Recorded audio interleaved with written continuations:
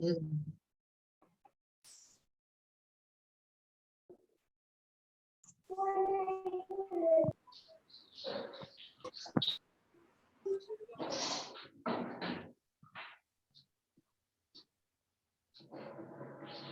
evening, sir. Good evening. Good evening sir.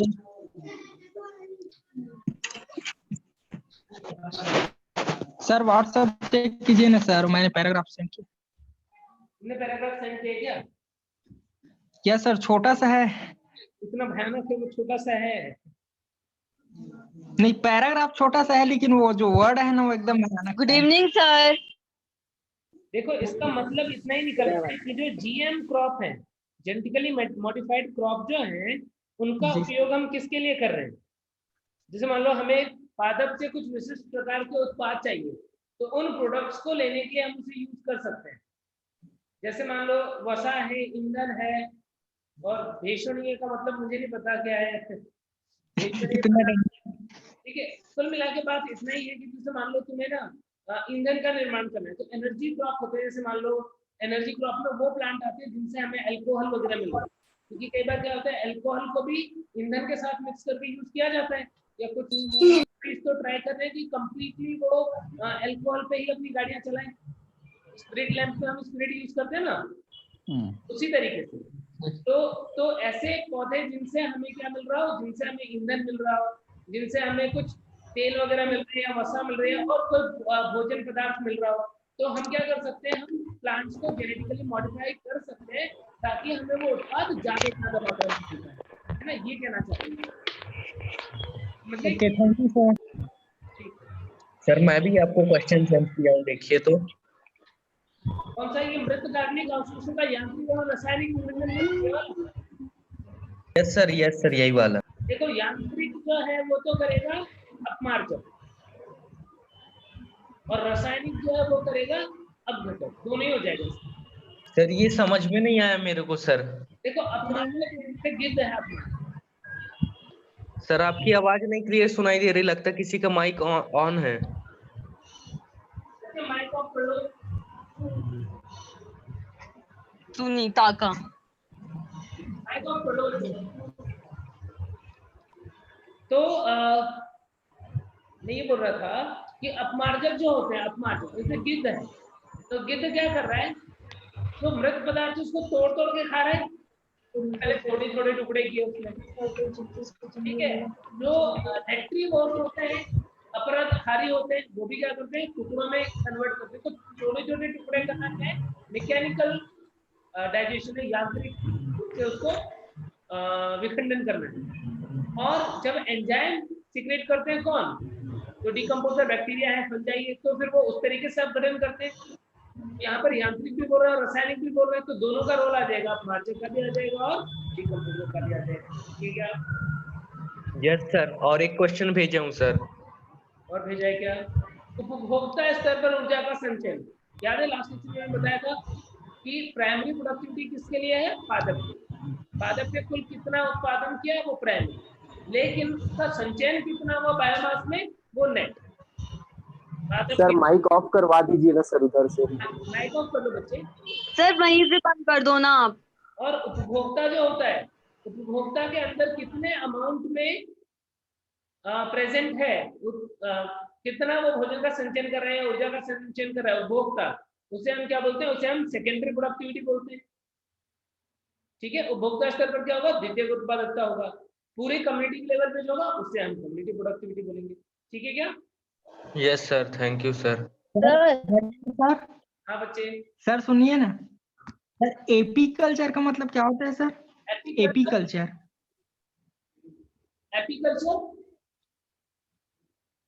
Yes sir, apiculture Honey का को उगाना, उनको पालना, एपीकल्चर। जो मधुमक्खी का पालन होता है उसे एपीकल्चर बोलते हैं, जो मछली पालन होता है उसे पिशीकल्चर बोलते हैं। ठीक है, और जो जलीय जीवों को उगाना उसे बोलते हैं हम, जलीय जीवों वाला क्या होता है? एक्वाकल्चर। सर एक क्वेश्चन और भेजा हूँ, उसको देखिए तो। पदार्थों के निर्माण की दर, उपभोक्ता द्वारा नए पदार्थों के निर्माण की दर की कहलाती है। इसके पहले एक क्वेश्चन भेजा हूँ, वो इसी का पार्ट है। रिक्त स्थान की पूर्ति कीजिए, 1 2 3 उसका पॉइंट है और उसके ऑप्शंस बगल में दिए हुए हैं, मतलब नीचे। विभिन्न पारितंत्रों में उत्पादकता भिन्न होती है, अतः यह ए में उच्चतम और बी में निम्नतम होती है। बस देखो किसकी उत्पादकता सबसे ज्यादा होगी, किसकी सबसे कम होगी। कोरल चट्टानों की सबसे ज्यादा होगी, मरुस्थल की कम होगी। सी हो सकता है, ए नहीं हो सकता, बी हो सकता है। कंपेयर कर रहे हैं इन दोनों को, तो वैसे मुझे इस ऑप्शन में तो सी सही लग रहा था पहले। उत्पादकता विभिन्न ऋतुओं में भिन्न होती है। शैवाल उत्पादन सी में कम और डी में अधिक होती है। शैवाल कब ज्यादा होगी, बसंत में ज्यादा होगी। शैवाल उत्पादन सी में कम, यानी कम तो कौन से में होगी, बसंत में तो ज्यादा होगी। शीतकाल में कम और ग्रीष्म काल में ज्यादा होगी। मुझे लग रहा है इसका आंसर सी होगा बच्चे। ये सर सी ही है सर। कोरल चट्टाने नहीं समझ में आया सर, इसमें कैसे उत्पादकता ज्यादा है। हाईएस्ट प्रोडक्टिव इकोसिस्टम में फॉरेस्ट नंबर 1 पे आएगा, ट्रॉपिकल रेन फॉरेस्ट। जो ट्रॉपिकल रेन फॉरेस्ट है उष्णकटिबंधीय वर्षा वन है, वो नंबर 1 पे आएगा। नंबर 2 पे क्या बताया था, कोरल रीफ बताया था कि कोरल रीफ नंबर 2 पे आएगा। ठीक है, और आर्टिफिशियल में इनके बराबर उत्पादकता जो है लगभग वो होती है गन्ने की खेत की या धान की खेत की। लेकिन यहाँ पर नेचुरल इकोसिस्टम की बात कर रहे हैं, तो सबसे ज्यादा उत्पादकता वाला या तो हो सकता है उष्णकटिबंधीय वर्षावन, या फिर सेकंड नंबर पे कोरल रीफ। तो यहाँ पर कोरल रीफ मिल रहा है। सबसे कम वाले में मैंने तुम्हें बताया था कि दो का नाम लिया था, एक तो टेरेस्ट्रियल में मरुस्थल, मरुस्थल की उत्पादकता सबसे कम होगी, और पानी में ओपन ओशियन जो है जहाँ पर ये जो कोरल रीफ वगैरह में से पानी पानी है उसकी उत्पादकता कम होगी। तो उन दोनों में भी कंपेयर करोगे तो मरुस्थल की उत्पादकता सबसे कम हो जाएगी। आई बात समझ में? तो उच्चतम निम्नतम ऐसे करोगे, और एलगी जो है वो बसंत ऋतु में ज्यादा होगी, सर्दी में या एकदम गर्मी में कम होगी। ठीक है यस सर, सर सर मेरे को भी एक क्वेश्चन करना है बायोटेक से। तुम्हें सर ये जो हाँ बोलो बोलो बोलो। सर वह क्या चीज है जो डीएनए फिंगर प्रिंटिंग का आधार होती है? डीएनए फिंगरप्रिंटिंग का आधार होता है वीएनटीआर। भेजूं? VNTR satellite DNA VNTR. Sir मेरा देखो तो सर एक बार। मेरे को, सर मैं भेज रही हूँ, आप देख के बताइएगा ना। तुम बताओ ना, ऑप्शन बोलो ना। डीएनए फिंगरप्रिंटिंग हाँ, का आधार ऑप्शन फर्स्ट यही है कि हम लोगों में सर 0.1% डीएनए में जो भिन्नता है वो रिपीटेड सीक्वेंस के फॉर्म में होता है। सुनो, नहीं मिल रहा है क्या? तुमने मुझे भेजा क्या? नहीं, ये तो किसी और बच्चे ने कुछ भेज दिया। वो तो मेरा है। एक परितंत्र में सकल प्राथमिक उत्पादकता और नेट प्राथमिक उत्पादकता के संबंध में इनमें से कौन सा सही है? सर आंसर डी है क्या? हाँ बिल्कुल डी, फोर्थ होगा बच्चे। सर सर लास्ट ईयर इसका आंसर ना सी दे रहा था मेरे ख्याल से एनटीए के थ्रू। अरे बच्चे हम तो पॉपुलेशन है। हाँ ये तो मुझे भी पता है सर।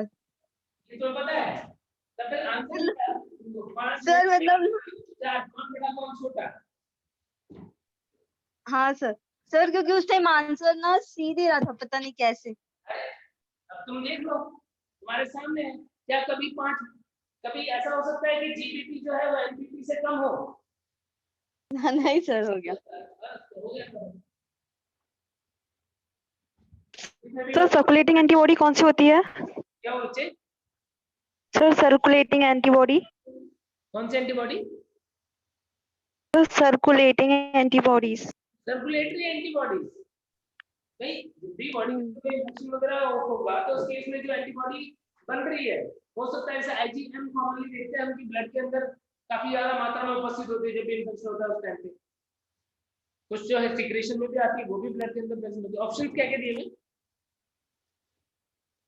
सर आईजीडी, आईजीजेड, आईजीजी और आईजीए। आईजीए, आईजीडी और जेड और जी। जेड और जी। सर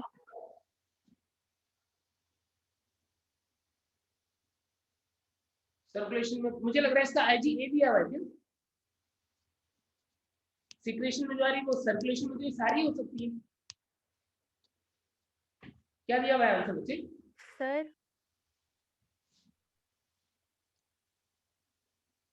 सर हाँ बच्चे, सर IgG दिया है। एक मिनट।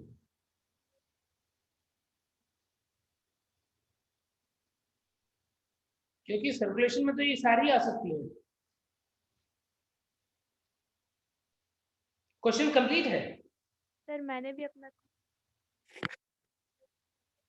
क्वेश्चन में और भी कुछ था क्या?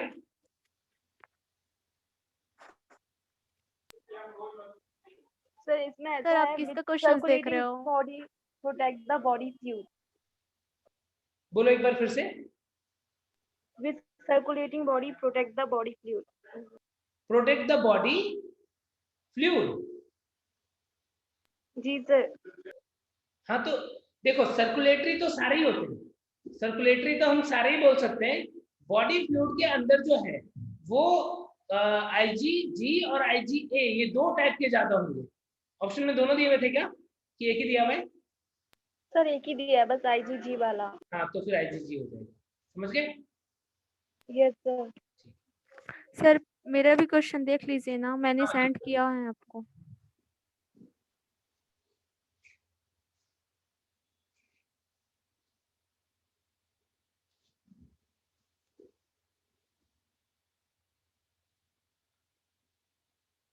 वह क्या चीज है जो डीएनए फिंगरप्रिंटिंग का आधार होती है?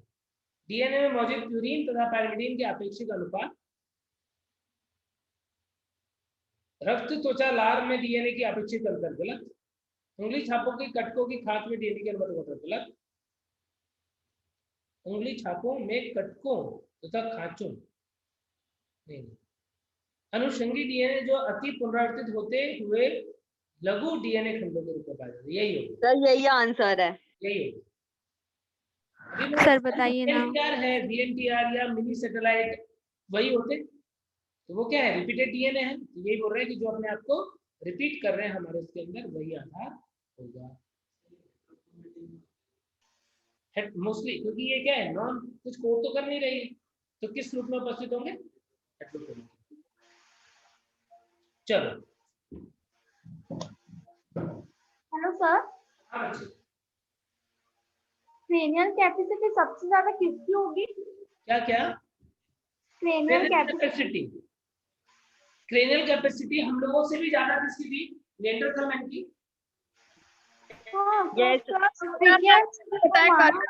निएंडरथल से भी ज्यादा क्रो-मैग्नन, क्रो-मैग्नन की तो 1650 थी और उसकी 1400 के आसपास है, 1450 के आसपास।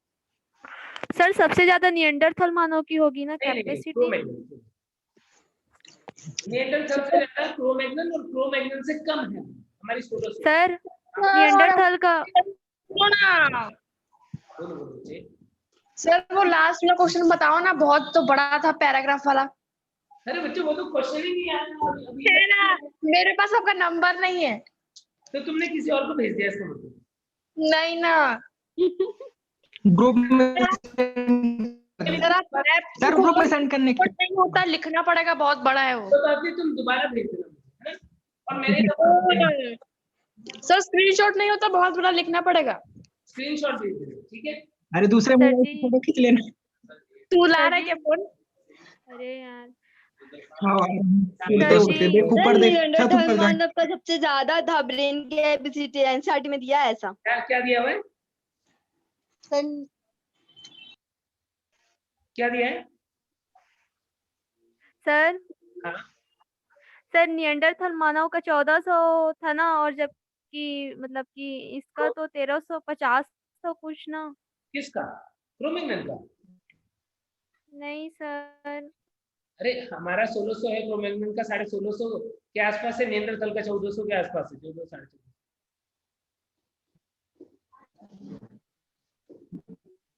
ठीक है, देखना इनसाइड में दिया हुआ है, क्लियर। पर एनसीईआरटी में 1600 करके नहीं दिया है ना आरती? नहीं दिया है ना? 1400 दिया, 1400 निएंडरथल मानव 1400। हाँ उसी को बस दिया है। और लिखा है होमो इरेक्टस का मस्तिष्क सबसे बड़ा था जो कि 900 सीसी था, ऐसा लिखा है। अभी बुक खोलिए।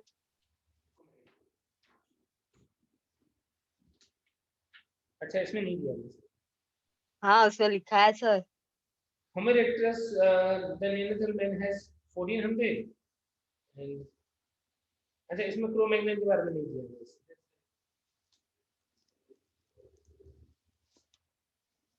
सर पर होता तो क्रोमैग्नेट का ही है। क्या होता है, बस इनको क्रोमैग्नेट का ध्यान रखना सबसे ज्यादा है ना, इसमें दिया नहीं है लेकिन ध्यान रखना। सर एक छोटा सा क्वेश्चन और पूछूं क्या अभी? पूछना बहन, पूछ। ठीक है सर। हाँ सर मिल गया क्वेश्चन, बताऊं आपको? Hello hello hello hello hello. अरे पूछने देना मुझे। रुक जाना बहन, एक तो पूछ रहे थे। अरे भाई पूछ। हाँ सर, वो ना 4-5 तो पैरा था, पैरा नहीं मतलब लाइंस थे, और लिखा था ए से डी में कौन सा इनकरेक्ट है। उसमें से सबसे फर्स्ट स्टेटमेंट था the first transgenic animal is रोजी, ऐसा करके। फर्स्ट ट्रांसजेनिक एनिमल, हाँ काऊ था, एनिमल था, पता नहीं, रोजी करके लिखा था। और फिर उसके नीचे 3-4 स्टेटमेंट थे और उसमें से लिखा था कौन सा गलत है उसको मार्क करो, ऐसा कुछ। और भी बाकी क्या थे? और याद नहीं है। वैसे फर्स्ट ट्रांसजेनिक एनिमल जो बनाए थे ना, वो माइस वगैरह बनाए थे, चूहे थे। हाँ ये तो मैंने भी पढ़ा, पर रोजी लिखा था तो थोड़ा। तो वो काऊ लिखा होगा। हाँ, और ना नीचे भी ना 3 स्टेटमेंट काऊ। और थे। हाँ हाँ, तो बाकी स्टेटमेंट भी बोलोगे तब पता पड़ेगा। सब लिखना पड़ेगा, कल बताऊंगी आपको। तो मुझे भेज देना बच्चे, तो मुझे सर ठीक है ना सर, आपका नंबर लिख दो बोर्ड पे। कितने दिन हो गए तुम्हारे पास भेज दो। अरे थैंक यू सर। सर्च करोगे डॉक्टर राजीव मिश्रा कोटा तो मिल जाएगा मेरा नंबर। मुझे 12 बजे के बाद मैसेज कीजिए रात के। बिल्कुल बिल्कुल सर। तो भी तुम्हें और भी डाउट है कुछ चैप्टर के, भेज दूंगा धड़ाधड़। सब मिल जाएगा, लोकेशन भी मिल जाएगी, ढूंढते घर पे भी पहुंच सकते हो। सर और भी डाउट थे कुछ कुछ, भेज दूं क्या वो? आप भेज देना। भेज देना ना, पूरा सब जितना है उतना पूरा भेज देना। अभी पढ़ लेने। Okay sir. देखो अब नेक्स्ट हम पढ़ रहे हैं, नेक्स्ट जो इकोसिस्टम फंक्शन पढ़ रहे थे ना, पहला पढ़ रहे थे प्रोडक्टिविटी, दूसरा देखो डीकंपोजिशन। डीकंपोजिशन अपघटन। अब अपघटन जब होता है तो क्या मतलब, जो बहुत सारे पदार्थ हैं या जीव हैं जो इकोसिस्टम के अंदर उन्होंने न्यूट्रिएंट एब्जॉर्ब किया, साइक्लिंग में पार्टिसिपेट कर रहे थे, जब वो डेड हो जाते हैं, जब उनकी मृत्यु हो जाती है, तो उनके अंदर जो मिनरल्स हैं या जो भी पदार्थ होते हैं वो वापस से कहां पर आ जाते हैं, इकोसिस्टम के एबायोटिक कंपोनेंट्स के पास में आ जाते हैं, मृदा में आ जाएगा, या कुछ एयर में रहना है तो एयर में चला जाएगा। तो इस टाइप से जो प्रोसेस जिसके थ्रू जीव जो है वो अपघटित हो जाते हैं और उनसे न्यूट्रिएंट रीसाइक्लिंग में चला जाता है, उस प्रोसेस को क्या बोलते हैं, डीकंपोजिशन। डीकंपोजिशन के स्टेप्स क्या है? डीकंपोजिशन के अपघटन के स्टेप्स में आता है फ्रेगमेंटेशन,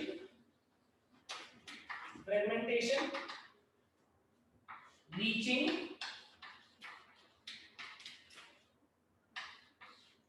फ्रेगमेंटेशन होगा, लीचिंग होगा, catabolism and mineralization. Fragmentation Hindi में क्या बोलोगे? हिंदी में बोलोगे खंडन। हिंदी में क्या बोलोगे? खंडन।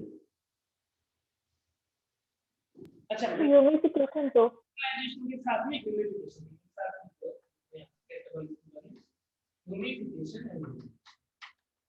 यूनिफिकेशन एंड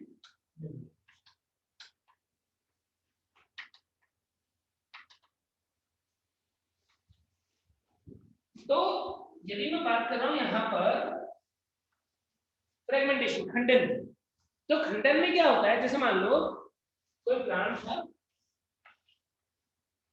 इस प्लांट में से एक पत्ती जो है टूट गई। अब यदि इस पत्ती का अपघटन करना है पूरा का पूरा, डिकम्पोजिशन करना है, तो टाइम लगेगा। यदि मान लो यहाँ पर कोई ऐसे जीव रहते हो, बीटर रहता हो, या फिर जैसे चींटियां मान लो, या कोई ऐसे जीव जो इस पत्ती को खाते हैं, वो क्या करेंगे, इस पत्ती को खाते से टुकड़े कर देंगे। क्या बोलते हैं उन जीवों को जो इनके छोटे छोटे टुकड़े करेंगे उनको? अर्थवर्म, परदहारी, टेट्रीपोड। यहाँ पर एक्टिविटी इसकी बैक्टीरियोज। इन्होंने क्या किया, इन्होंने इसको छोटे छोटे टुकड़ों में कट कर दिया, अपरक जो है उसमें कन्वर्ट कर दिया। ठीक है, तो इस प्रोसेस को हम बोल रहे हैं फ्रेगमेंटेशन खंडन।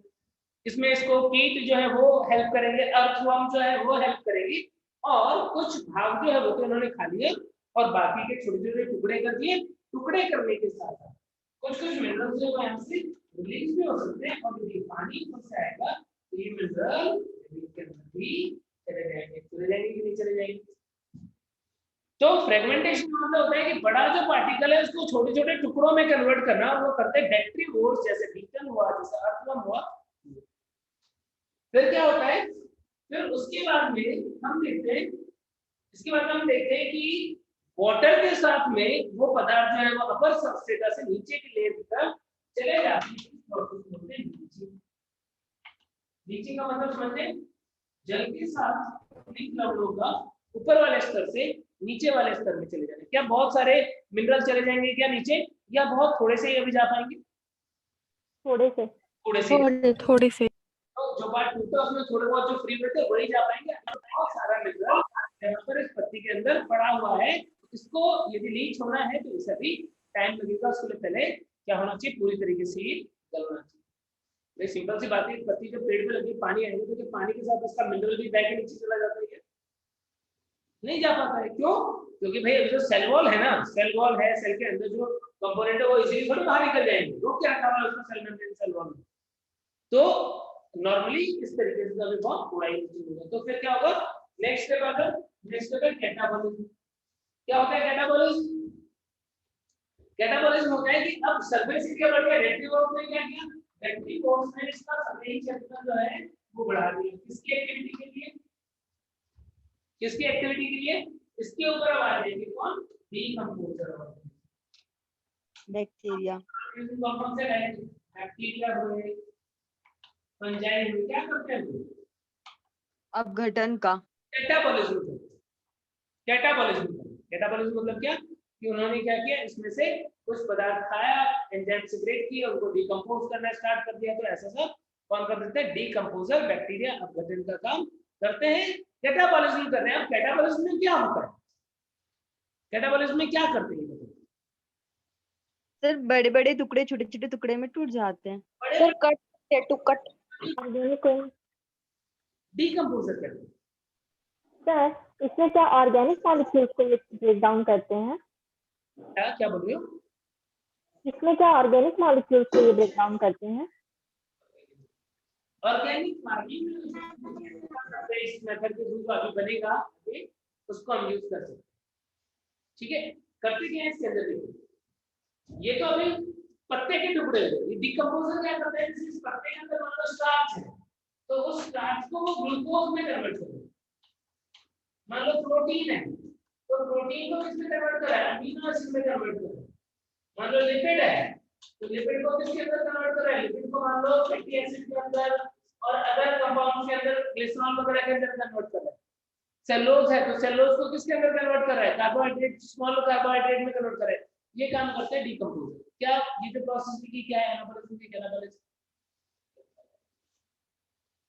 कैटाबॉलिज्म यानी अभी क्या हुआ, पहले तो फ्रेगमेंटेशन हुआ तो बड़े पार्टिकल छोटे पार्टिकल में टूट गए, फिर छोटे पार्टिकल जो उनके ऊपर डिकंपोजर बैक्टीरिया है उसके अंदर जो लार्ज कॉम्प्लेक्स ऑर्गेनिक कंपाउंड थे उनको स्मॉल कॉम्प्लेक्स ऑर्गेनिक कंपाउंड में कन्वर्ट किया, कुछ खा लिया, कुछ अभी भी वहां पर बाकी। किस लिए बाकी, क्या होगा उससे? भाई हम तो उसको पूरा तोड़ना चाहते हैं। पूरा तोड़ने का मतलब ग्लूकोज है यदि, तो उसका कार्बन अलग हो जाए, ऑक्सीजन अलग हो जाए, हाइड्रोजन अलग हो जाए, किस रूप में, CO2 के रूप में, जो मिनिमम स्मॉलेस्ट ऑर्गेनिक फॉर्म जो तुम सोच सकते हो, इनऑर्गेनिक फॉर्म सॉरी, उस रूप में आ जाए, उतना तक हम उसको तोड़ना चाहते हैं। यानी डिकंपोजर बैक्टीरिया ने किया, अभी उसने कैटाबॉलिज्म किया है। कैटाबॉलिज्म करने के बाद में क्या हुआ, यहाँ पर अब आ गए, यहाँ पर बन गया क्या, यहाँ पर बन गया है कुछ ग्लूकोज या कार्बोहाइड्रेट, सिंपल कार्बोहाइड्रेट, कुछ अमीनो एसिड, कुछ फैटी एसिड या उनके टुकड़े, ऐसे कुछ सिंपल ऑर्गेनिक कंपाउंड्स बन गए।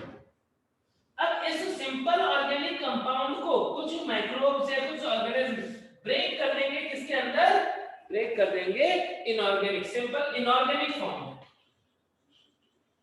Inorganic compounds. तो अकार्बनिक कंपाउंड के अंदर ब्रेक करना, क्या बोलोगे उसे?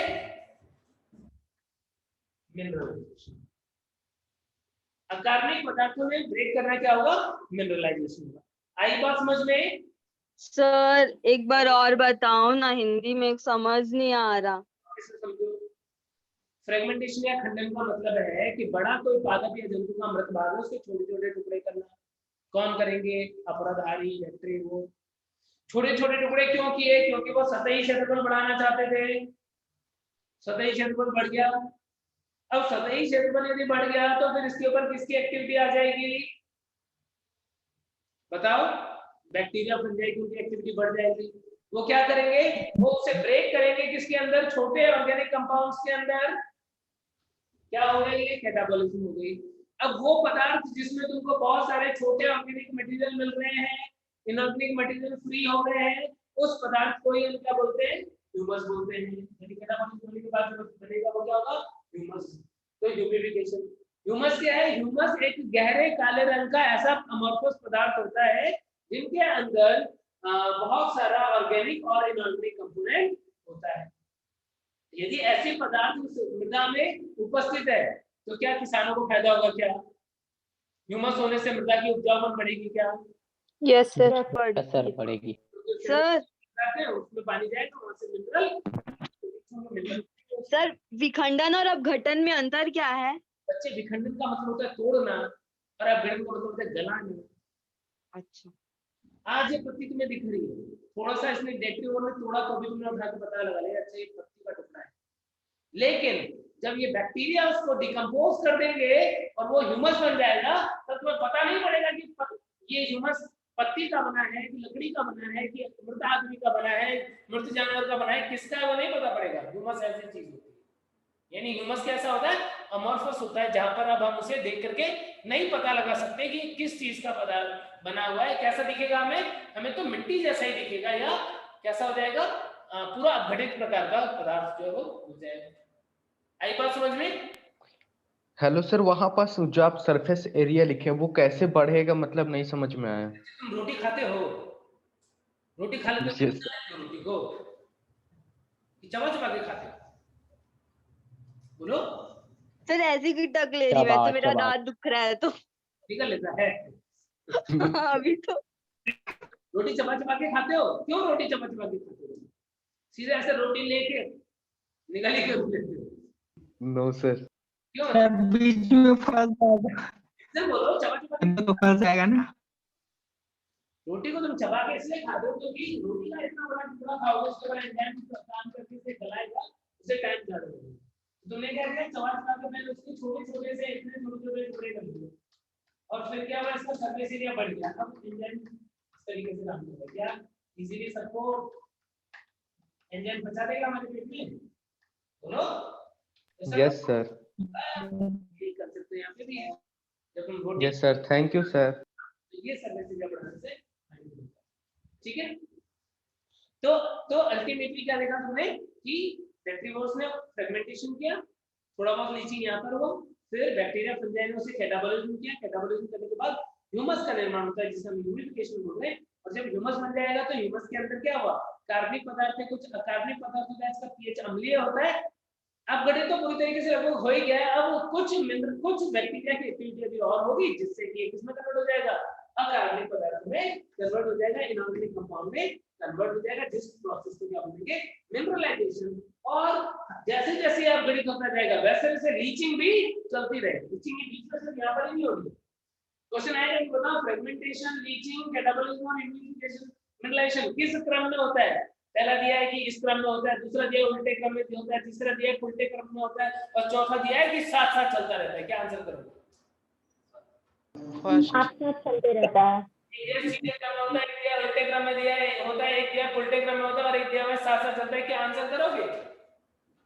फोर्थ साथ चलता है। साइमल्टेनियसली चल रहे हैं, कुछ भाग टूट रहे हैं छोटे टुकड़े में, कुछ उनमें से लीचिंग हो रही है, कुछ में अपघटित हो रहे हैं और ह्यूमस बन रहा है। तो साइमल्टेनियस चलने वाली प्रोसेस है। क्या बात क्लियर हो गई सब बच्चों को? तो ये जो प्रोसेस है, इस प्रोसेस को प्रभावित करने वाले कारक कौन से होंगे? डिकम्पोजिशन को प्रभावित करने वाले बहुत सारे कारक हो सकते हैं कि जो पदार्थ है उसकी प्रकृति कैसी है, क्या क्यों जाता है, इस पे डिपेंड करेगा क्या? Yes sir. तो कोई कॉकरोच मर गया तो क्या कॉकरोच जल्दी से अपग्रेड हो जाएगा क्या? नो सर, क्यों नहीं होगा? काइटिन होता है क्योंकि उसपे जो है वो जल्दी से अपग्रेड नहीं होती है। ऐसे ही जो जिन पदार्थों में पानी की मात्रा ज्यादा होती है वो जल्दी अपग्रेड होंगे या हड्डी जल्दी अपग्रेड होगी? बताओ, हड्डी जल्दी अपग्रेड होगा कि बॉडी के अंदर फ्लैशी पार्ट जो है वो जल्दी अपग्रेड होगा, मांस जल्दी अपग्रेड होगा? बोलो ना। यस, जिसके अंदर पानी की मात्रा ज्यादा होगी वो जल्दी अपग्रेड होगा। तापमान यदि बहुत कम है, मान लो कहीं पे बर्फ जमी हुई है, वहां पे अपग्रेड तेजी से होगा कि जहां पर तापमान उपयुक्त होगा थोड़ा ज्यादा होगा वहां पर जल्दी से अपग्रेड होगा? जहाँ ज्यादा तापमान बहुत तेज है। ज्यादा होगा। वायवीय अवस्था में अपग्रेड जल्दी होगा? वायवीय अवस्था में वायवीय अवस्था में अपग्रेड जल्दी होगा? वायवीय अवस्था में करना है जैसे, तो मुझे लगता है ये बात तुमको क्लियर है। नेक्स्ट टॉपिक पढ़ सकते हैं हम, अगला फंक्शन एनर्जी, ऊर्जा प्रकार। एनर्जी, ऊर्जा प्रकार। देखो ऊर्जा कहां से आ रही है? सूरज से। यदि सोर्स ऑफ एनर्जी क्या है? Solar energy. धरती के ऊपर है। प्रति इकाई क्षेत्रफल, प्रति इकाई समय में पर सेंटीमीटर स्क्वायर पर मिनट के हिसाब से यदि हम देखें तो जितनी ऊर्जा सौर मंडल के अंदर एंटर हो रही है बाहर, मतलब सौर मंडल के बाहर से, उसे हम सोलर कांस्टेंट बोलते हैं। कितना सोलर कांस्टेंट? कितना? 50%। नहीं, सोलर कांस्टेंट कितना? 2 कैलोरी पर सेंटीमीटर स्क्वायर पर मिनट। ठीक है, यहां पर सोलर एनर्जी जो धरती के ऊपर आई उसके अंदर 50% से भी कम जो होता है वो होता है PAR। क्या होता है PAR? फोटोसिंथेटिक एक्टिव रेडिएशन, संश्लेषित सक्रिय विकिरण। और 50% से भी ज्यादा होगा वो क्या होगा? वो absorbed by water vapour, dust etcetera और रिफ्लेक्ट हो जाता है। तो 50% से ज्यादा जो वो वापस रिफ्लेक्ट हो जाता है या ये सब एब्जॉर्ब कर लेते हैं। 50% से कम जो होता है वो क्या होता है? PAR होता है, फोटोसिंथेटिकली एक्टिव रेडिएशन। इस यदि यहाँ पर 100 सोलर एनर्जी आ रही थी तो ये 50 से कम PAR है, और इसकी 1 to 5% of total incident solar radiation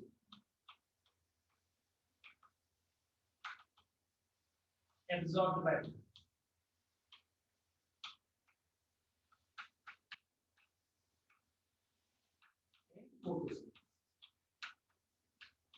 sir ये न्यू एनसीईआरटी में चेंज हुआ है क्या? नहीं, तो सर बुक में तो 2 to 10 दिया है। हाँ 2 to 10 of PAR। इसीलिए मैंने इतना बड़ा क्यों लिखा? इतना बड़ा क्यों लिखा? क्योंकि ये सोलर, ये टोटल इंसिडेंट सोलर रेडिएशन, कुल जितनी ऊर्जा है उसका 50% PAR है, और कुल जितनी ऊर्जा है उसका 1 से 5% क्या है? फोटोसिंथेसिस में प्लांट में एब्जॉर्ब किया या फिक्स किया? एब्जॉर्ब कीजिएगा फिक्स भी नहीं, एब्जॉर्ब कीजिएगा फिक्स भी। ठीक है, यदि मैं बोलूं कि PAR का कितना, तो तुम बोल सकते हो 2 to 10% ऑफ PAR। आई बात समझ में? यानी कुल ऊर्जा जो आ रही है, तुम खुद देखो ना, कुल ऊर्जा 100 का 1 से 5 तो 50 में से निकालते तो कितना होता? डबल ही होता। Yes sir. तो 2 to 10% ऑफ PAR, तो दोनों डेटा थे। अब क्या होता है कि अंदर से कुछ अमाउंट जो है कितना 0.2 to 1% जो है वो क्या कर लेता है? रेस्पिरेशन में लॉस कर लेता है। अब जो बचा वो क्या हो जाएगा इसका नेट प्रोडक्टिविटी। तो एनपीवी कितना हो जाएगा, एनपीवी हो जाएगा 0.824%। यानी फोटोसिंथेसिस में जो ऊर्जा आ रही है इंसिडेंट सोलर रेडिएशन का 0.824% प्लांट में वो फिक्स कर पाता है। हमें एवरेज वैल्यू जब हम कैलकुलेशन करेंगे तो कितना लेके चलते हैं 1%। क्या लेके चलते हैं क्या 1%? क्या तुम्हें याद है? हम देखते हैं कि भाई पादप के ऊपर 100 किलो कैलोरी एनर्जी आई तो बताओ पादप में कितने फिक्स की 1% लेके कर लेते हैं 1 किलो कैलोरी।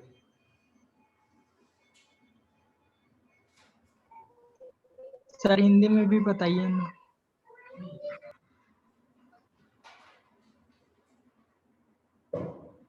कुल आपतित सौर ऊर्जा का 50% से भी कम प्रकाश संश्लेषी सक्रिय विकिरण के रूप में होता है। मतलब क्या?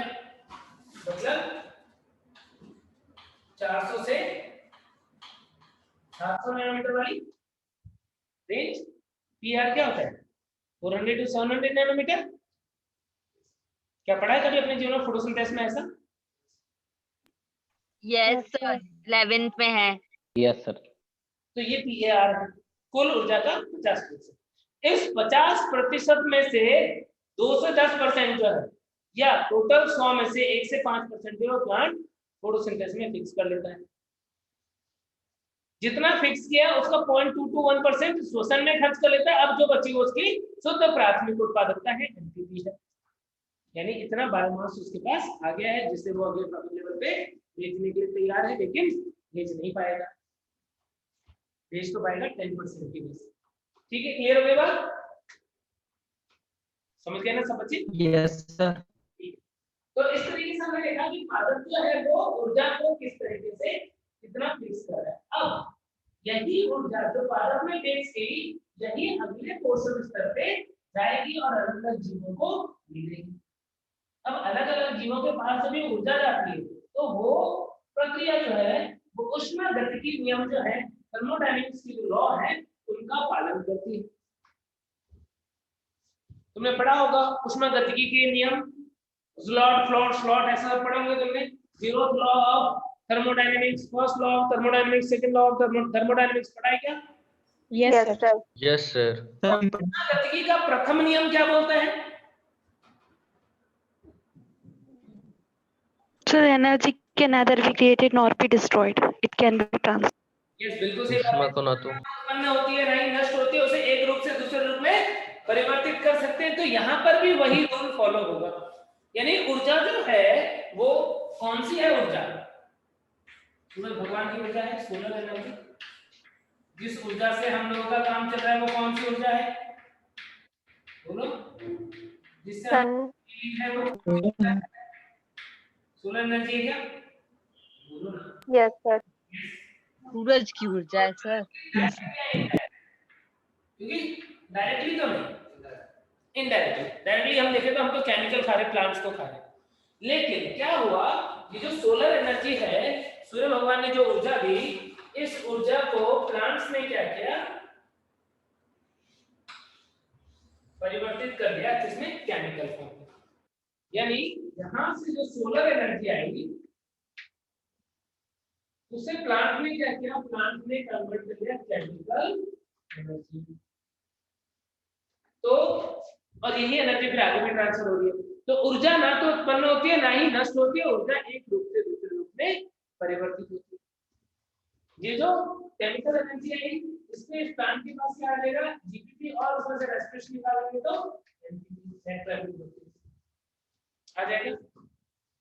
अब यही ऊर्जा जो है वो आगे ट्रांसफर होगी। इसे खाया किसने? मान लो इसे खाया है खरगोश ने। तो ऊर्जा का कुछ भाग रैबिट के पास चला गया। मान लो इस रैबिट को खाया किसी लोमड़ी ने, फॉक्स ने, और मान लो इस फॉक्स को खाया शेर ने, शेर ने खा लिया। चलो तो क्या होगा? थर्मोडायनेमिक्स का फर्स्ट लॉ तो लगे रहा है कि यही ऊर्जा आगे जा रही है, अपना रूप परिवर्तन कर सकती है, ना तो उत्पन्न हो रही है ना ही नष्ट हो रही है। लेकिन अब यहाँ पर स्लॉट जो है सेकंड लॉ जो है वो भी एप्लीकेबल है। क्या होता है थर्मोडायनेमिक्स का सेकंड लॉ? बताओ बताओ क्या होता है थर्मोडायनेमिक्स का सेकंड लॉ? बोलो ना सर 10% ऑफ एनर्जी। ये लो नए लॉ बना दे तुमने। कौन हो वैज्ञानिक? नाम क्या है वैज्ञानिक तुम्हारा? लग रहा है तुम्हारे नाम से एक नया नियम निकालना पड़ेगा थर्मोडायनेमिक्स का, नया नियम। Revise second law of thermodynamics by जो भी साइंटिस्ट तुम्हारा नाम है। 10% थर्मोडायनेमिक्स का सेकंड लॉ 10% नहीं है, वो तो 10% यहाँ पे एप्लीकेबल है। लॉ क्या है मुझे लॉ बताओ ना। तुम केमिस्ट्री में पढ़ते होगे, फिजिक्स में पढ़ते होगे, थर्मोडायनेमिक्स वाले चैप्टर में क्या है स्लॉट? बताओ नहीं तुमने। एनर्जी ट्रांसफर होता है one body to another body. तो उसमें अधिकतम भाग में बाहर से टोटल एनर्जी ट्रांसफर नहीं होती। दूसरे स्तर में जाता है। हाँ उसका अधिकतम भाग ऊष्मा के रूप में। हाँ ये सब सही बोल रहे हो कि कभी सेकंड लॉ बोल रहा है कि कभी भी दो जब एनर्जी ट्रांसफर हो रहा है तो उस प्रोसेस में एंट्रोपी बढ़ेगी। 100% ट्रांसफर नहीं होता है, कुछ ना कुछ भाग इस प्रक्रिया में एंट्रोपी बढ़ाने में काम करता है। सर वो का चेहरा बनाया हो क्या? क्या बोल रहे हो बच्चे? सन का चेहरा बनाया हो क्या? आवाज नहीं बच्चे सही से। सन का चेहरा बनाया हो क्या? 2 आंख। हाँ तनु तेरा चेहरा है वो रे। हंस रहा है। एनर्जी लॉ नहीं पता तुमको, स्लॉट नहीं पता इसलिए हंस रहा है। ठीक है तो क्या होता है कि सेकंड बोलता है कि जब भी ऊर्जा का प्रवाह होगा तो एब्सोल्यूट 100% नहीं होता है। ऊर्जा का प्रवाह तभी संभव है जब एंट्रोपी बढ़े, तब नेचर की एंट्रोपी बढ़ती तभी ऊर्जा का प्रवाह होगा। एंट्रोपी बढ़ने का मतलब क्या कि प्रक्रिया के अंदर कुछ भाग ऊर्जा का जाएगा, ट्रांसफर होगा, और कुछ भाग जो है वो एंट्रोपी बढ़ाने में काम आ जाएगा। यहाँ पर भी वही होता है कि इसने जितनी ऊर्जा संचित की है उतनी पूरी ऊर्जा इसके पास नहीं पहुंची। तो क्या होगा, इसका एक बड़ा भाग जो है वो क्या हो जाएगा, एनर्जी जो है वो लॉस हो जाएगी। किसके लिए? एंट्रोपी बढ़ाने। ऐसे ही नेक्स्ट लेवल पे भी जब ऊर्जा का प्रवाह होगा तो कुछ ऊर्जा जो है वो लॉस हो जाएगी और इस तरीके से प्रकृति जो है उसमें एंट्रोपी का मान बढ़ता रहता है, अव्यवस्था बढ़ती रहती है और ऊर्जा का कुछ भाग आगे से आगे ट्रांसफर होता रहता है। तो इसको समझाने के लिए वैज्ञानिक है लेंडमान, उन्होंने क्या किया, उन्होंने बोला कि 10% लॉ दीजिए, 10% law of energy transfer. Ecosystem में उन्होंने बोला कि ऊर्जा का प्रवाह होता है तो next to next topic level पे कितना ऊर्जा जाएगा, सिर्फ 10% जाएगा। आई बात समझ में? यानी उन्होंने बोला कि मान लो सूरज सोलर एनर्जी जो है वो सपोज 10,000 जूल है, 10,000 जूल है, तो प्लांट के पास एनपीवी कितना आएगा? एनपीवी कितना आएगा? 1%। जब तुम अपने कैलकुलेशन में लोगे तो 1% लेके कर लेना, यदि दिया हुआ क्वेश्चन में नहीं है। वैसे हमने देखा था कितना हो रहा था टोटल इंसिडेंट सोलर रेडिएशन का 0.25 0.824% हुआ था। ठीक है, तो यहाँ से हमने देखा लगभग 1% यानी 100 जूल की ऊर्जा जो है वो किसके पास आ गई? प्लांट के। यदि इसके पास 10,000 जूल एनर्जी थी तो प्लांट के पास कितनी आई? 100 जूल आई। क्या प्लांट ये 100 जूल अगले पोषक स्तर पे ट्रांसफर कर सकता है क्या? No sir. No sir. 100 joule नहीं करेगा क्या? नहीं। 10% यानी रैबिट के लिए यहाँ पर 10 जूल अवेलेबल है। 10 जूल फॉक्स जो है लेवल 10% जूल है और 1 जूल वो लॉयन जो है वो लाइन जो है वो दे सकता है। तो इस तरीके से 10% एनर्जी जो है वो next to next topic level पे जाती है, बाकी ऊर्जा जो है वो नष्ट हो जाता है। इस तरीके से एनर्जी ट्रांसफर को एक्सप्लेन करते हैं इकोसिस्टम के अंदर लेन देन के बारे में। क्या बात क्लियर होगी सबको? Yes sir. ठीक है, इस वाले टॉपिक पे कई बार क्वेश्चन आता है। क्वेश्चन पूछेगा कि बताओ रैबिट के पास कितनी ऊर्जा है, कितना बोलोगे? रैबिट के पास कितनी ऊर्जा है? 10 जूल 10 बोलोगे क्या? यस तो पूछेगा रैबिट के पास लोमड़ी के लिए कितनी ऊर्जा उपलब्ध है? रैबिट के पास लोमड़ी के लिए कितनी ऊर्जा है? 1 जूल। हाँ, यदि किसी टॉपिक पूछेगी भाई कितनी ऊर्जा है, तो जितना दिख रहा है उतनी है 10%। बट पूछेगी इसके पास अगले पोषक स्तर के लिए कितनी उपलब्ध ऊर्जा होगी, तो अगले के लिए 10% ही रखेगा, है ना? 1 जूल। गलत तो नहीं कर दोगे कि क्वेश्चन में लोमड़ी का है, रैबिट का है, सोचने लग रहे कि क्या किसका आंसर है, रैबिट का करें कि लोमड़ी का?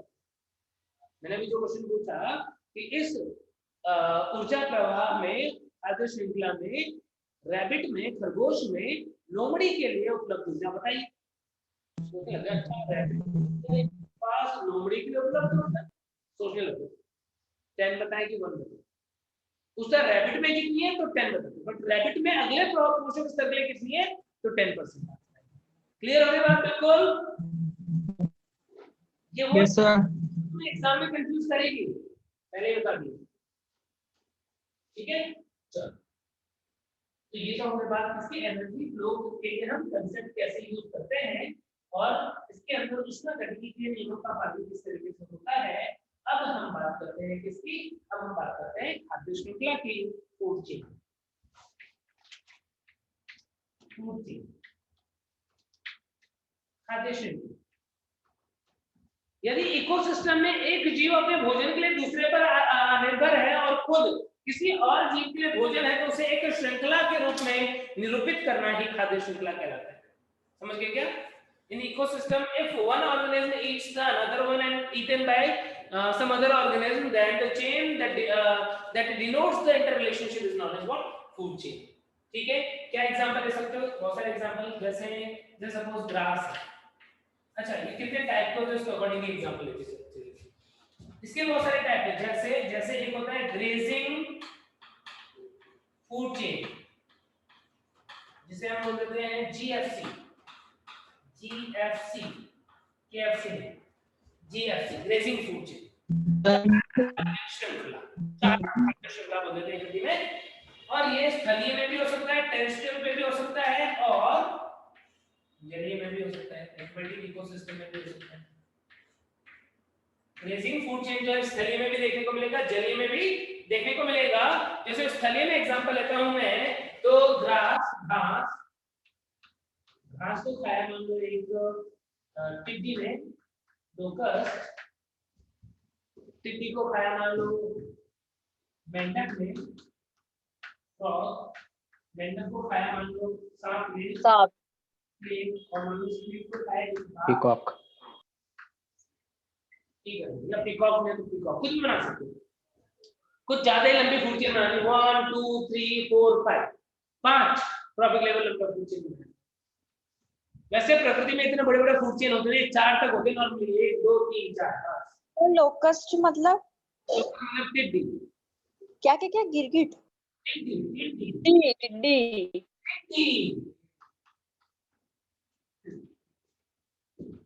ठीक है, लोकस्ट मतलब कीड़ा है। सर ऑर्थोपोडा का मेंबर होगा ना वो? ऑर्थोपोडा का मेंबर है, यूज जारी होता है। ठीक है, तो यहाँ पर ये जो फूड चेन देख रहे हो, इसे हम ग्रेजिंग फूड चेन बोलते हैं। खास बात क्या देखो, खास बात होता है कि जैसे स्टार्टिंग से लेकर लास्ट तक जाओगे संख्या कम होती जाएगी। क्या होती जाएगी? संख्या कम होती जाएगी। बायोमास भी ओवरऑल कम होता जाएगा। देखते हैं कैसे। जलीय में जलीय में बताओ। जलीय के अंदर सबसे पहले फाइटोप्लैंक्टन, पादप प्लवक, इनको खाते हैं जूप्लैंक्टन, जंतु प्लवक, इनको खाती है छोटी मछली, और छोटी मछली को खाती है बड़ी मछली। तो ऐसा फूड चेन जो है वो भी ग्रेसिंग में। अगेन नंबर के अकॉर्डिंग देखो, फाइटोप्लैंक्टन का नंबर बहुत ज्यादा, जूप्लैंक्टन उससे कम, छोटी फिश उससे कम, लार्ज फिश उससे भी कम। ट्रॉफिक लेवल जब देखोगे तो ग्रास T1 है, लोकस T2 है, फ्रॉग T3 है, ये T4 है, ये T5 है। जैसे यहाँ पर ये T1 है, फाइटोप्लैंक्टन, जूप्लैंक्टन T2 है, स्मॉल फिश T3 है। रूल बोलता है कि जितना छोटा फूड चेन होगा उतना अच्छा है, ऊर्जा उतनी ज्यादा ट्रांसफर हो पाएगी। यानी जब हम स्ट्रेटजीज वाला चैप्टर पढ़ते हैं वहां पर हम बात कर लेते हैं इस तरीके की, जो मैं बता रहा हूँ कि एक इंसान है वो रोटी खा ले, सब्जी खा ले, वो अच्छा है कि मुर्गा बकरी खाए वो अच्छा? बताओ। रोटी सब्जी। क्यों? इसमें एनर्जी ज्यादा मिलेगी मेरे ख्याल से। रोटी सब्जी में तुम्हें एनर्जी ज्यादा मिलेगी। जरा नाम सर पाचन के लिए ना ज्यादा एनर्जी लगती है उसके, वो वाले को खाओगे तो। यस सर, मांस प्रोटीन ज्यादा मिलेगा सर मुर्गा में। पचाने में ज्यादा एनर्जी लगती है। पचाने में एनर्जी लगती है। हाँ सर। देखो क्या होता है, समझो। यदि मान लो तुम्हें 1 किलो चिकन खाना, 1 किलो चिकन और 1 किलो दाल, हमारे पास 2 ऑप्शन है। उतना ही प्रोटीन चाहिए तुम्हें तो 1 किलो चिकन से प्रोटीन ले लो या 1 किलो दाल से प्रोटीन ले लो। अब 1 किलो दाल का मतलब क्या होगा, तुमने जो 1 किलो दाल उगाया था खेत में वो खा लिया तो तुम्हें उतनी एनर्जी मिल गई। लेकिन जब तुम 1 किलो का चिकन बनाना चाहते हो तो पहले इस चिकन को 10 किलो दाल खिलाओ। भाई इसको बड़ा करना है ना, रोज दाल खिलाना पड़ेगा, इसको अनाज खिलाना पड़ेगा। तो तुमने इसको 10 किलो दालें, 10 किलो अनाज खिलाया, तब 1 किलो चिकन आया। तो तुमने इसको खा लिया, बड़ा खुश हो गए, बहुत सारा प्रोटीन मिल जाएगा। आज तुम्हारे पास सस्ता ऑप्शन था, 10 किलो दाल खत्म नहीं होती, 1 किलो से काम चल जाता। लेकिन चिकन खा के तुमने क्या किया, 10 किलो दाल के बराबर एनर्जी बची, तब 1 किलो चिकन मिला। आई बात समझ में? तो ट्रॉफिक लेवल जितना ज्यादा होगा उतना ही क्या हो रहा है, कम एनर्जी आगे ट्रांसफर हो पाती है, या एक तरीके से वेस्टेज हो रहा है एनर्जी का। तो इसलिए बोलते हैं कि यदि फूड चेन जितना छोटा हो वो उतना ही एफिशिएंटली एनर्जी को ट्रांसफर कर देंगे। हम सीधे डायरेक्ट में तो ऊर्जा जो है वो बचेगी, इकोसिस्टम में एनर्जी जो है वो बचेगी, वो सस्ता पड़ेगा इकोसिस्टम को। ठीक है, कीमत ऐसा मत सोच लग जाएगा कि दाल खरीदने गए तो सर 170 रुपए किलो दाल था, चिकन का पूछा हमने, चिकन जो है वो तो हमें 100 रुपए किलो 150 रुपए किलो दे दिया, तो हमने सस्ता तो चिकन है, दाल क्यों खाएंगे, चिकन खाएंगे। ठीक है, तो चिकन खाएंगे। ठीक है, वो चिकन जो तुम खा रहे हो उसको दाल खिला के बड़ा नहीं करो। हाँ, पता नहीं क्या बोल, छोड़ देते बाहर जल्दी से लेकर वो अपने आप खा देते। ठीक है, तो यहाँ पर जलीय और स्थलीय पारिस्थितिकी में क्या होता है, इस तरीके से हम देखते हैं ग्रेसिंग फूड चेन कारण फंक्शन का। कैसे दूसरा सेकंड हम बात कर रहे हैं किसकी, सेकंड हम बात कर रहे हैं parasitic food chain. Parasitic food PF। अब पैरासाइटिक फूड चेन जो है उसमें नंबर का चक्कर जो है वो उल्टा हो जाएगा। कैसे उल्टा हो जाएगा, जैसे एक वृक्ष है, उसके ऊपर मान लो उसके ऊपर रहती है कुछ क्या, एक वृक्ष के ऊपर कुछ चिड़िया रहती है, बर्ड्स, और इन बर्ड्स के ऊपर एज अ पैरासाइट कुछ इंसेक्ट रहते हैं। भाई पैरासाइट देखना है हमको, ट्री के ऊपर एज पैरासाइट मान लो बर्ड, बर्ड के ऊपर एज पैरासाइट इंसेक्ट, और इंसेक्ट के ऊपर एज पैरासाइट मान लो कोई माइक्रोब बैक्टीरिया। तो ऐसा कोई फूड चेन होगा तो उसे हम पैरासाइटिक फूड चेन बोलेंगे। नंबर का चक्कर क्या हो गया, उल्टा हो गया क्या, उल्टा हो गया क्या, ये कम उससे ज्यादा, उससे ज्यादा, सबसे ज्यादा बढ़ता जा रहा है नंबर। तो ऐसे फूड चेन को बोलते हैं पैरासाइटिक फूड चेन। और थर्ड जो है वो होता है डेट्राइटस फूड चेन, अपराध खाद्य श्रृंखला, DFC, detritus food chain, DFC। क्या होगा, कहां से स्टार्ट होगा, ये स्टार्ट होगा मृत पदार्थ, डेड ऑर्गेनिक मैटर। डेट्राइटस है, मृत पदार्थ जो है या डेट्राइटस जो है वहां से स्टार्ट होगा, प्रतिकृति ग्रीवहाउस। उसको खाया किसने, उसको खाया कुछ कीड़ों ने, इंसेक्ट ने, या उसको खाया किसने, अर्थवर्म ने, केचुए ने।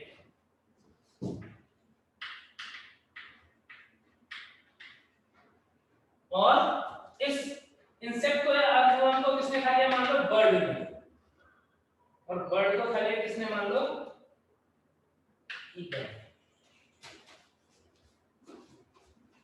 ठीक है, या फिर यदि तुम्हें इसके जैसा बनाना था तो मैं इसके जैसा भी बना सकता हूं, इसके जैसे बना सकता हूं। इंसेक्ट को खाया किसने, फ्रॉग ने, फ्रॉग को खाया स्नेक ने, और स्नेक को खाया ईगल। क्या होता है, डेट्राइटस फूड चेन जो है, अपरद खाद्य श्रृंखला जो है, वो मृत पदार्थ से स्टार्ट होता है और कुछ ही ट्रॉफिक लेवल पे ये ज्वाइन कर लेता है किसको, जो ग्रेजिंग फूड चेन था उससे ज्वाइन हो जाता है। ठीक है, तो इस तरीके से डेट्राइटस फूड चेन चलता है। अब हमारी एनसीईआरटी में सही से लिखा हुआ मिलेगा कि जो स्थलीय भाग होते हैं, टेरेस्ट्रियल पार्ट होते हैं, वहां पे डेट्राइटस फूड चेन ऊर्जा प्रवाह का एक प्रमुख भाग है, जबकि जलीय में ग्रेजिंग फूड चेन जो होता है वो ऊर्जा प्रवाह का एक मुख्य भाग होता है। क्यों होता है ऐसा? भाई जमीन पे तो हम देखेंगे कि जमीन पे पत्तियां वगैरह टूटती गिरती रहती हैं, कीड़े वगैरह उनको खाते रहते हैं, सब कुछ चलता रहता है। लेकिन पानी में क्या होता है, पानी में ऐसा बहुत कम होता है। क्यों ऐसा बहुत कम होता है? क्योंकि उत्पादक या फाइटोप्लैंक्टन बहुत छोटे होते हैं, ज्यादातर जीव जो है पूरा का पूरा खा ले रहे, मृत होकर गिरने वाला भाग बहुत कम होगा, उनको डिकम्पोज करने वाले बहुत कम होंगे, क्योंकि बॉटम पे ऐसा जो है बहुत ज्यादा फेवरेबल कंडीशन नहीं है, जल के अंदर बहुत डीप में। तो पानी के अंदर मुख्यतः ऊर्जा जो है वो जीएफसी के द्वारा चलती है, इस फूड चेन के द्वारा, और स्थलीय तंत्र में ऊर्जा का एक बड़ा भाग किसके द्वारा जाता है, डेट्राइटस फूड चेन के द्वारा। क्या मेरी बात समझ में आई तुमको? Yes sir. बनता रहता है, पदार्थ जो वो आता रहता है। ठीक है, तो इस तरीके से हम देखते हैं कि टेरेस्ट्रियल पार्ट पे एनर्जी का मेन कंट्रीब्यूट जो होता है वो डीएफसी होता है, जलीय में जीएफसी होता है। अब ये जो फूड चेन है, क्या प्रकृति में रियल में फूड चेन एग्जिस्ट करता है क्या? प्रकृति में फूड चेन एग्जिस्ट नहीं करता है, फूड वेब करता है। तो हमें समझने के लिए पड़ा, यदि प्रकृति में सिर्फ फूड चेन होता तो क्या होता, बीच में एक भी जीव गए तो खेल खत्म, पैसा खत्म हो जाता, सब कुछ बिगड़ जाता, खत्म हो जाता। लेकिन यदि प्रकृति में बहुत सारे फूड चेन, जैसे हम हैं, हमने क्या किया, हमने चिकन भी खाया और हमने रोटी भी खाई, सब्जी भी खाई, तो क्या हुआ, यदि कोई बहुत रेगिस्तानी वाली जगह थी जहां पर खाना कम उगाया जा रहा था और यदि मान लो घास वगैरह उगती थी, उसमें एनिमल ही ग्रो कर रहे थे, तो भी जिंदा रहने के चांस। क्यों? क्योंकि एक जीव के पास एक से ज्यादा खाने का ऑप्शन था, इसलिए इंसान जो है वो नॉनवेज खा के जिंदा रह गया, है कि नहीं? जहां पर खाना वेजिटेबल खूब सारे उपलब्ध है, वहां उसको जरूरत नहीं है, ना खाए तो कुछ नहीं। तो अल्टीमेटली यदि एक जीव के पास एक से ज्यादा ऑप्शन होंगे खाने के, तो उसके सर्वाइवल के चांसेस ज्यादा होंगे। इसीलिए प्रकृति में फूड चेन नहीं होता है, फूड वेब होता है, यानी कि खाद्य श्रृंखला नहीं, खाद्य जाल उपस्थित होता है। क्लियर हो गई क्या बात सबको? खाद्य जाल क्या होता है? बहुत सारी खाद्य श्रृंखला एक दूसरे से अलग अलग पोषक स्तरों पर जुड़े होते हैं। एक जीव के पास खाने के लिए एक से ज्यादा विकल्प होता है, या एक जीव एक से ज्यादा जीवों के लिए खाद्य विकल्प हो सकता है। तो ऐसे जाल को हम क्या बोलते हैं? खाद्य जाल बोलते हैं। प्रकृति में खाद्य जाल जो है वो पाया जाता है। और खाद्य श्रृंखला की एक लिमिटेशन ये भी है, यदि एक जीव एक से ज्यादा पोषक स्तर पर है तो हम खाद्य श्रृंखला में उससे निरूपित नहीं कर सकते। मैंने एक बार पूछा था, एक आदमी यदि चिकन भी खा रहा है और एक आदमी रोटी भी खा रहा है, तो उसे हम खाद्य श्रृंखला में किस पोषक स्तर पर रखेंगे? मैंने तो बोला था कि खाद्य श्रृंखला में ऐसे जीवों को निरूपित कर पाना बड़ा ही मुश्किल होगा, नहीं कर सकते हैं, लेकिन हाँ खाद्य जाल में हम उसे कर सकते हैं। तो एक जीव यदि एक से ज्यादा पोषक स्तर पे आता है तो खाद्य श्रृंखला में उसे नहीं दिखा सकते, लेकिन खाद्य जाल में दिखा सकते हैं, और प्रकृति में खाद्य जाल ही वैलिड होते हैं। ठीक है, क्लियर हो गया बात सबको? Yes sir. सर आप अभी जो वर्ड बोले खाद्य श्रृंखला, उसका मतलब? खाद्य श्रृंखला मतलब फूड चेन, खाद्य जाल मतलब food work. Thank you sir. अच्छा, डेट्राइटस जो फूड चेन है, इसमें सोर्स ऑफ एनर्जी क्या है? डेट्राइटस फूड चेन कभी पढ़ते हैं, इसके अंदर सोर्स ऑफ एनर्जी क्या है? Organic matter. Dead organic matter जो है वो सोर्स ऑफ एनर्जी है। तो इसीलिए हम बोलते हैं कि यहाँ पर एनर्जी जो है वो ज्यादा एफिशिएंटली यूज होती है। मतलब एक तो हमें कहते हैं जो जीव मर गया था, जिसका रिसाइक्लिंग होना था, उस एनर्जी को हमने यूज कर लिया, जिसके लिए आगे जीवों को एनर्जी देने के लिए, तो इसलिए ज्यादा एफिशिएंट हो गया एनर्जी के पॉइंट ऑफ व्यू से। और डेड ऑर्गेनिज्म जो है वो एनर्जी का सोर्स है, बट अल्टीमेट सोर्स यदि कोई पूछेगा तो अल्टीमेट सोर्स तो हमने पढ़ा हुआ है कि सूरज। ठीक है, चलो नेक्स्ट एक और उसके बाद में पिरामिड्स। कौन सा पिरामिड्स?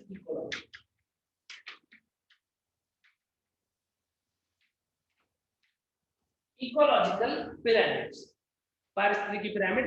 एल्टन साइंटिस्ट थे, एल्टन, चार्ल्स एल्टन, उन्होंने इसके बारे में बताया था, उन्होंने बनाया था, इसलिए हम इसे एल्टन पिरामिड भी बोलते हैं।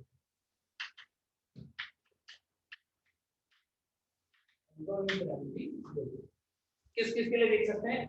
संख्या के लिए,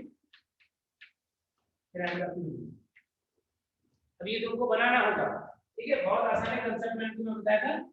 जैसे हम देख रहे हैं सबसे पहले जीएफसी, ग्रेजिंग फूड चेन।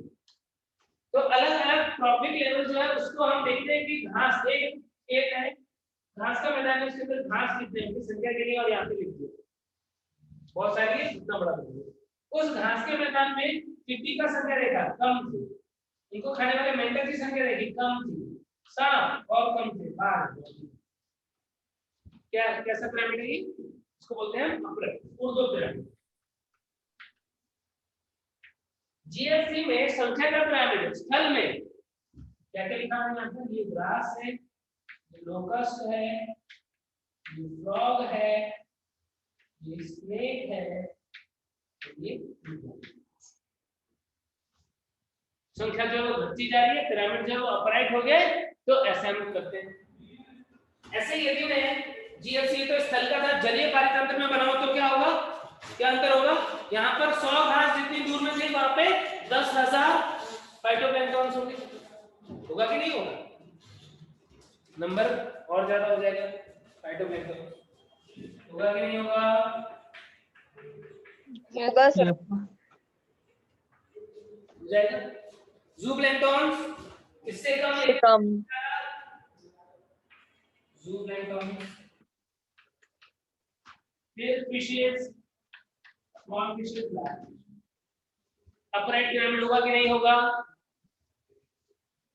होगा। अब तुम मुझे पैरासिटिक फूड चेन में बना के बताओ पिरामिड कैसा होगा? वो उल्टा आएगा। उल्टा आएगा क्या? क्यों सर? क्योंकि उसमें ट्री कम था और जो परजीवी वगैरह वो ज्यादा थे ना। एक पेड़, उसके ऊपर 10 चिड़िया, 10 चिड़िया के ऊपर 100 कीड़े, 100 कीड़ों के ऊपर 1000 बैक्टीरिया। उल्टा आएगा कि नहीं आएगा? इन्वर्टेड आएगा कि नहीं आएगा? यानी पैरासिटिक फूड चेन में संख्या का पिरामिड उल्टा होता है। क्या बहुत ही आसान सी बात है क्या? फूड चेन अभी हमने पढ़ लिया, संख्या तुम गिन सकते हो। ऐसे हम बनाते हैं संख्या का पिरामिड। ऐसे ही यदि मैं तुम्हें बात करूं बायोमास, जैव भार का पिरामिड। अब जैव भार का पिरामिड बनाते हैं, एक बात ध्यान रखना बस कि शुष्क भार को उपयोग करना है। किसको उपयोग करना है? Dry weight, pyramid of biomass, जैव भार का पिरामिड। क्या यूज करोगे? ड्राई वेट यूज करोगे। एक खेत में जितने भी धान थे, चावल का खेत था मान लो, तो जो सारे के सारे धान जो है, पादप जो है, उनको कट किया और उनको तराजू में रख के तोल दिया। कितना आया? कितना आया? मान लो 10,000 किलो आ गया, 10,000 किलो आ गया। ठीक है, प्रोड्यूसर कितना आ गए? 10,000।